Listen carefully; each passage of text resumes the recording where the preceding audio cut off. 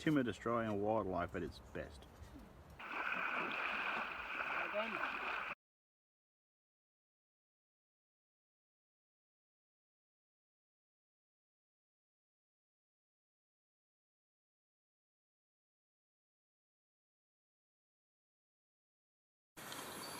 Hi guys, it's Mike here from KS Bushcraft Down Under. So we're going to go for round 2 of fitting rock sliders to the 2017 Hilux. Now, about 10 months ago I tried to fit some rock armour ones and the quality was just atrocious and the fit was rubbish, so I removed them. Now I bought some rock sliders from an Australian manufacturer called Southern Cross Fabworks.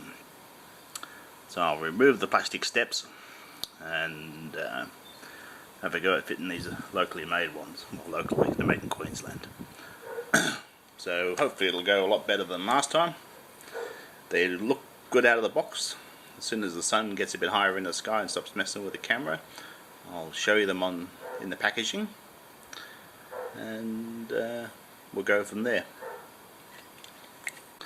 So guys, I've removed the factory side steps. It's just 6 12mm headed bolts. It's a straightforward job. It actually dramatically increases the amount of ground clearance this car has. You notice it when you're sliding underneath, and I noticed it when I was fitting the bash plate to the transmission.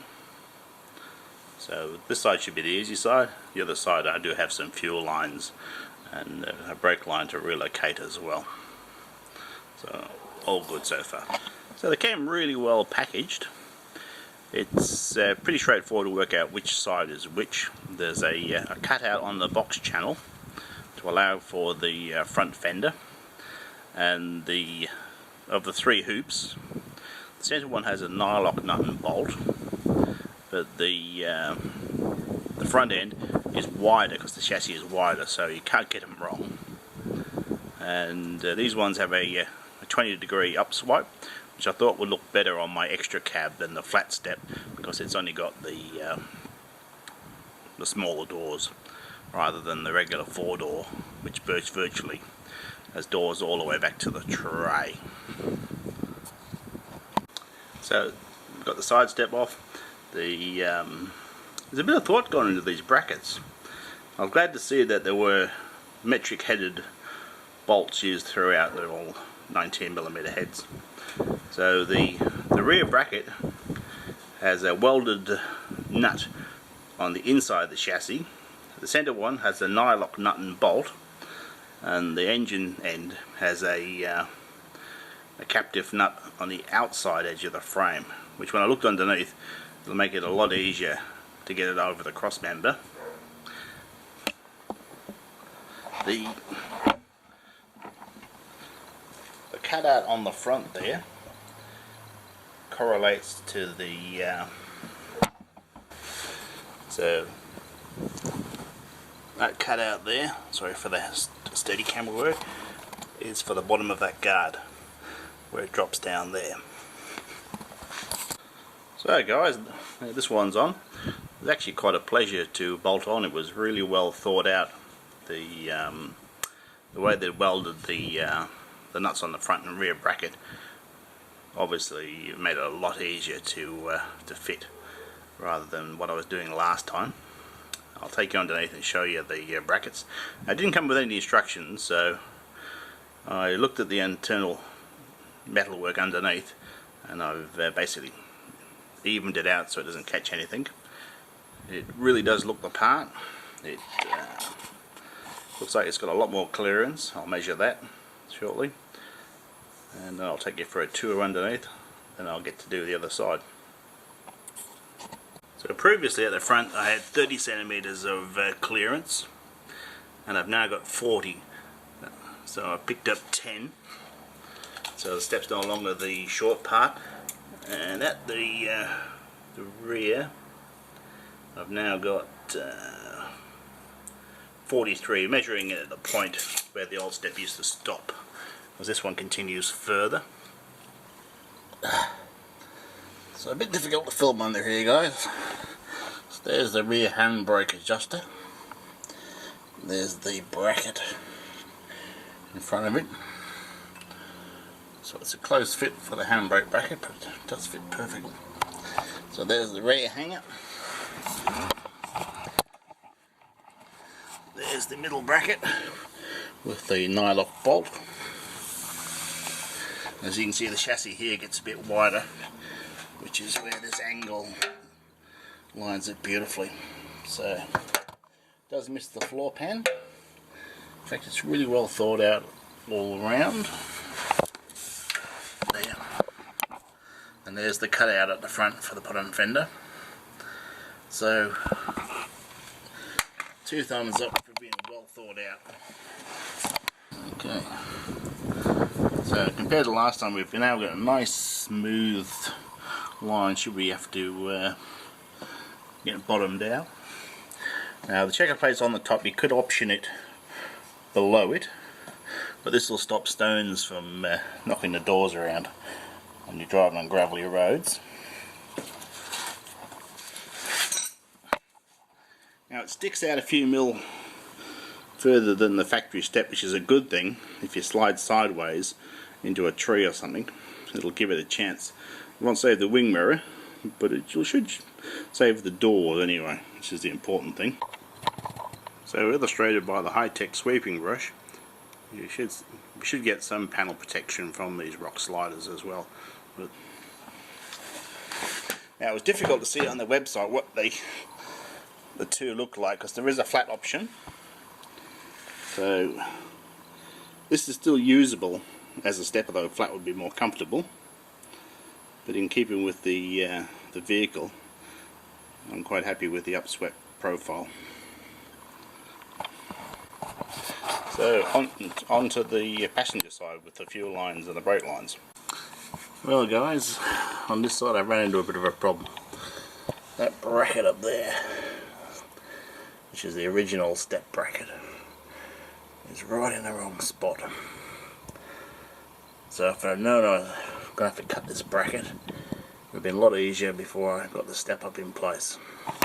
So it's a pretty mean fit in here between the fuel tank. I moved the wiring. Sorry for the shaky camera work.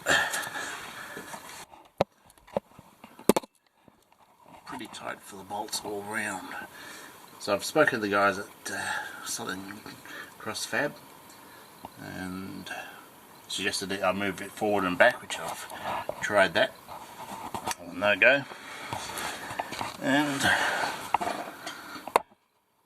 looks like I'll be cutting that bracket. Anyway, I'll let you know how I get on, guys. Well, I sorted out the bracket problem. Couldn't get in there with the grinder. I wanted to remove as least as possible in case I ever want to fit the factory steps back. So I put a 40mm hole saw through the top of the bracket. I've nudged the bracket forward because it was still contacting the bolt plate on the bottom. It was making a horrible rattling noise. And I folded the top edge up out of the way. So fortunately there was a guide hole there, and I was able to hole saw it in place. So getting this bracket in place was a bit of a pain. There's not much room between the fuel tank and it, and when this bracket slid up, it actually captured one of the brake lines, and I'm glad I noticed it before I started to bolt it up. So I had to faff around and get the brake lines out of the way, and getting the bolt across, because there is some wiring up there as well. I had to get my hand up there and slide the bolt under the wiring. But she's in, and she's nice and solid. The guys are good at Southern Cross Fab. I contacted them and they offered to have this rejigged by a local metal fabber if I couldn't sort it out, or refund me money and send it back to them. So the backup's really quite good. I'm pretty happy all round. I'll show you the finished product. What I would have liked to have seen is some instructions. Now I've got a measurement against the front gearbox cross member of about 35mm, and that seems to be the zone. I don't know what what their actual measurement is from their fancy fab computer stuff, but that's a good ballpark figure for you.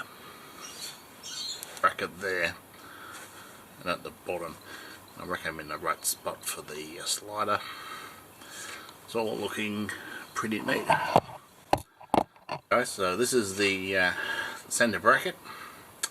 These are the brake lines.